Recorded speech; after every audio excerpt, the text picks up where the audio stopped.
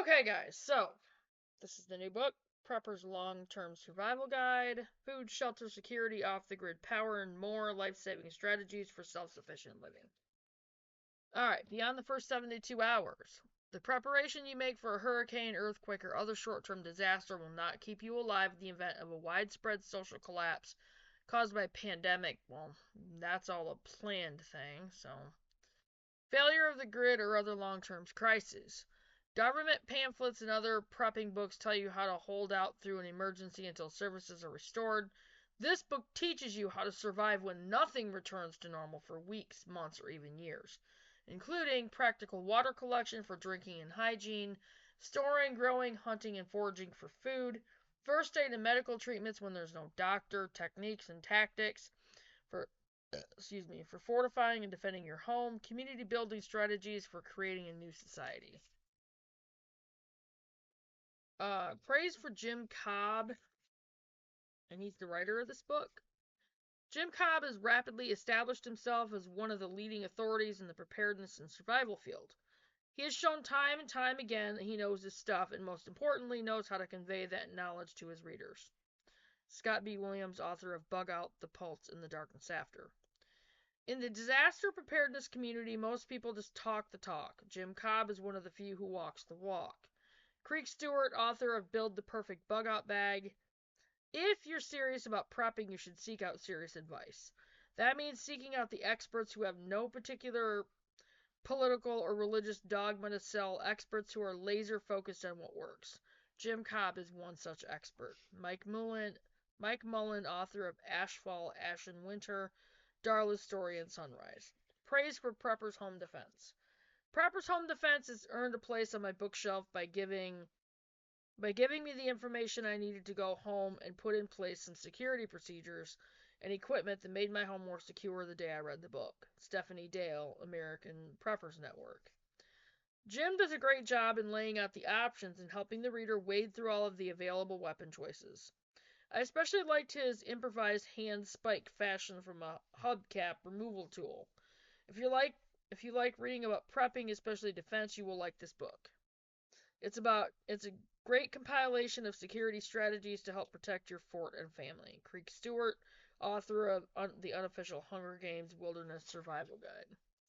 Two things I especially like about the book are that it is realistic and that I couldn't find any really bad advice. I feel Cobb tells readers what they should hear, what is a credit to him. Charlie Palmer, the author of The Prepper Next Door. Praise for the Prepper's complete book of disaster readiness. Unlike many of the books in this genre, Jim's does not resort to scare tactics, one of my pet peeves. I highly recommend this book. The information is well researched and just might save your life. Arthur T. Bradley, Ph.D., author of Prepper's Instruction Manual and Handbook to Practical Disaster Preparedness for the Family. Jim Cobb has been a go-to guy on the internet for a long time, and I think with this volume, he's collected a canon of survival knowledge and training.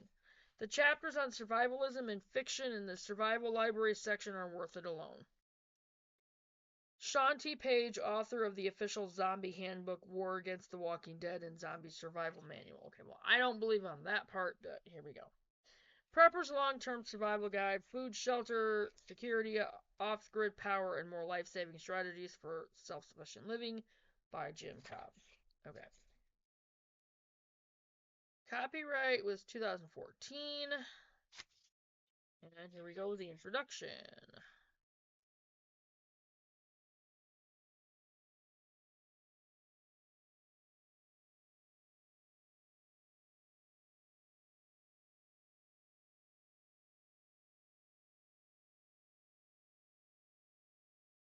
I think I'll go ahead and read the foreword out of the book. It says, in a world of survivalists and preppers, I admit that I'm a newcomer. Me too. The year 2008 devastated the economy of my community and left my home state of Arizona floundering with foreclosure signs dotting the suburban landscape. My family was poorly prepared for a future that I quickly realized was insecure and uncertain. A favorite song from my high school years, The Future's So Bright I Gotta Wear Shades, was replaced by The Future's So Shaky I Gotta Stock Up on Canned Goods. In short order, I jumped into a world of food storage, self-defense, and Berkey water filters. That's another thing. We're going to need those water filters, and I'm going to have to start pricing those if we can even get them. That's where I've been ever since as the survival mom. For some, survival and preparedness are fads, flights, and momentary panic or fancy. But for my friend Jim Cobb, they're a way of life. Jim was a prepper long before doomsday preppers made preparedness fashionable or laughable, depending on one's point of view. Jim understands that prepping for an uncertain future is something that takes time, research, a bit of money, and dedication. No one gets prepared for a worst-case scenario in just a week or two. There are an awful lot of armchair survivalists and preppers out there, people with plenty to say on any number of survival topics, but who don't live the lifestyle. When the worst comes, whether by natural or man-made disaster, you'll want a pro like Jim Cobb by your side, and you'll be grateful you heeded his advice. The reason I'm getting this information out there, guys. And I'm going to be taking stuff out of this book, and I'm going to be doing it for us as family on our homestead, on our property as well. I was fortunate to share a stage with Jim at one of the first prepper expos held in the United States. It was a sweltering hot Dallas weekend in 2010. I was struck by Jim's good nature, expansive smile, and his comprehensive understanding of what survival is all about. In fact, Jim has identified himself as a survivalist for more than 20 years. He knows his stuff. Beyond his knowledge and skills, though, Jim has a true heart for spreading the word that preparedness will save the lives of moms, dads, children, and grandparents. His signature website, Survival Weekly, isn't a hyper-monetized, glossy site, but instead one that demonstrates his dedication, vast knowledge base, and plain speaking style. Over the years, as survival has become trendy, charlatans of all types have infiltrated the niche, knowing that panicked people are an easy mark. That is so not Jim Cobb. If you picked up this book, you've probably lost sleep worrying about how you and your loved ones will fare in the face of a true worst-case scenario. Yes, I have. I am one of those. I have lost sleep over it. You're painfully aware of the precipice on which our nation sits and just how close we are to the tipping point. Amen to that. Scenarios that were once found only in the realm of science fiction or old Gerald Celente videos are now plausible, even imminent threats. Prepper's long-term survival guide is written for the ordinary person who has determined to take preparedness to the next level. And that's us as Faith First Farm and Homestead. By following Jim's common sense advice, you'll reach the point at which you can relax just a bit, knowing that you have the major bases covered. Your survival plans have been finely tuned and you haven't ended up deeply in debt. Yes, Jim understands the importance of preparing on a budget, which is why he says knowledge takes up no space, doesn't spoil, and can't be taken anywhere. Even if you're a crusty old survivalist yourself, Jim's easygoing writing style and creative tips will give you something new to consider, something new to add to your bug-out bag, and a new twist on time-worn topics such as bartering. We don't plan on bugging out. We're going to bug in on our property, Faith First Farm and Homestead. This is one of the reasons that it's going to be so important for that privacy fence. And that's going to be for security reasons after all hell breaks loose. And we will implement some of the security stuff. So, when it comes to survival, no one ever arrives. There are always contingencies that haven't been considered, and inevitably an area or two that needs to be fortified. Survivalists are their own worst critics. In Prepper's long-term survival guide, Jim shares his best advice and strategies for planning basic needs, including food, hygiene, shelter, warmth, and security. Long-term survival requires energy, the right tools, and even forms of entertainment. When going to the movies is out of the question. This is a comprehensive book you'll enjoy reading, highlighting, and recommending to friends.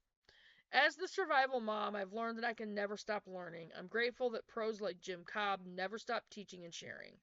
Lisa Bedford, creator and editor of thesurvivalmom.com, and author of Survival Mom, How to Prepare Your Family for Everyday Disasters and Worst-Case Scenarios.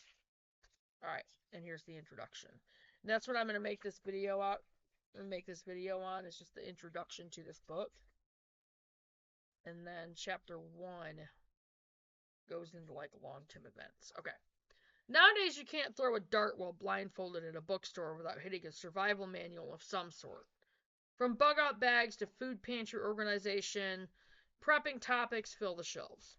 Click over to your favorite online bookseller and you'll find ebook after ebook extolling the virtues of having extra batteries for flashlights and making sure you have the latest and greatest water filtration system just in case.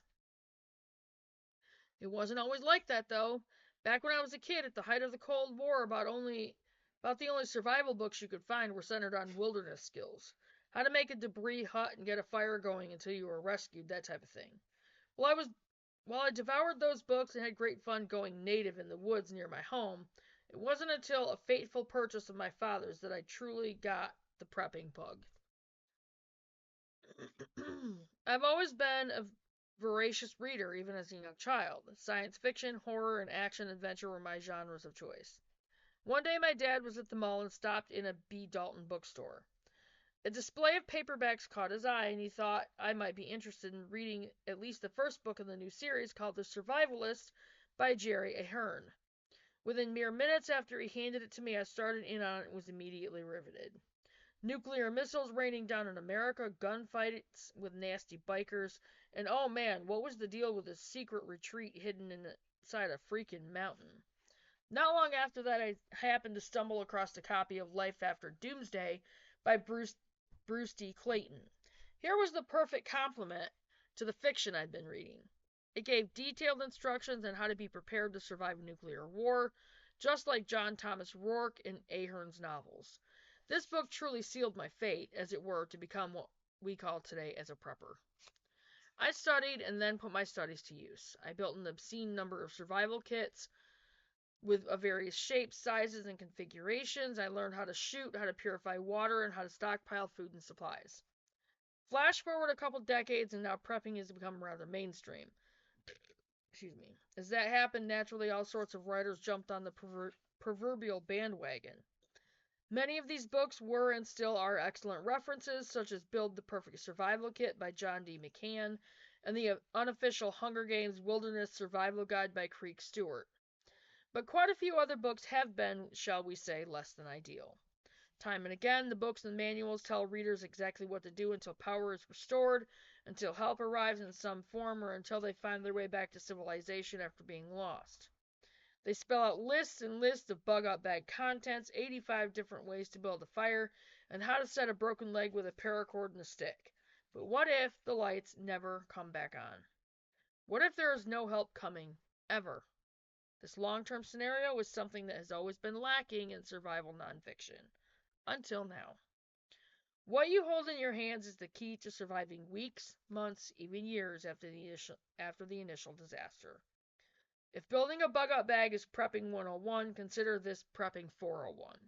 We'll go well beyond bugging out and instead focus on becoming self-sufficient in the wake of a major calamity. Of course, much of the information here is just as applicable today, while times or whatever passes for normal, as they are after electromagnetic pulse or EMP takes out the grid from coast to coast. If you are brand new to prepping, this book might not be the best place to start. If you are interested primarily in being better prepared for a power outage that lasts a few days, you might want to look elsewhere on the bookshelf. However, if you are forward-thinking enough to realize a stockpile of food to last even a solid month may not be enough to last the duration of a pandemic, and keep reading. If you are truly concerned about how you would keep your family alive and safe after society has collapsed around your ears. Yeah. Bless you. Thank you. This book is just what you're seeking. If you're willing to make serious preparations to withstand the long-term effects of the New Madrid fault slipping in a major way, or the Yellowstone caldera finally blowing its top, you have come to the right place. Let's go for a walk to the far end of the preparedness trail. We're going to skip past the blizzards, the windstorms, and the stranded in the woods scenarios and get right into the heart of long-term survival planning. Don't worry, I'll be right beside you. I'll do my best to make sure you don't get lost along the way. And this comes to the very heart of what I've been working with. Getting a homestead built, which we've traded so many different places now, but this is where it's going to be. And we have the basement, at least, where we can store our food. And, we'll have our pantries. And I'll see about getting the pantries, like, solarized to where we have, like, the extra, space, where we can store food and keep it cold, and our cheeses and our milks and that kind of thing. Um, anyway, but this is, how I've been thinking in the very, very long term and becoming self sufficient to be able to survive. So this gets right into the heart of it, and I'm really happy I have this book. So the chapter 1 is on long term events, and I'm going to get off from here and I will get this up there. And I hope you guys take a gander at this video, because this is exactly what it's all about, you guys, right here. So I'm going to get off from here, and I will see you guys in a little bit on the next video. This one's going to take a little bit longer to upload, and I will see you guys in a little bit. Do your research, you guys. It's so important. That knowledge is priceless. And, knowing how to keep those chickens, keep the meat chickens, and grow your food, and have your gardens, and grow the medicinal herbs, and how to use them, and knowing all of this stuff is so, so, so, so, so important. How to cook outside, how to cook on an off-grid stove, how to cook on a wood cook stove, how to use a wood cook stove to keep your house warm, and so on and so on and so on. How to have that pantry, how to set up your rainwater catchment system to where you have water you don't have to worry about the electricity for. So important. And each has its own extensive research behind it. So do your research. It's really important. Now I'll see you guys in the next video. Bye, guys.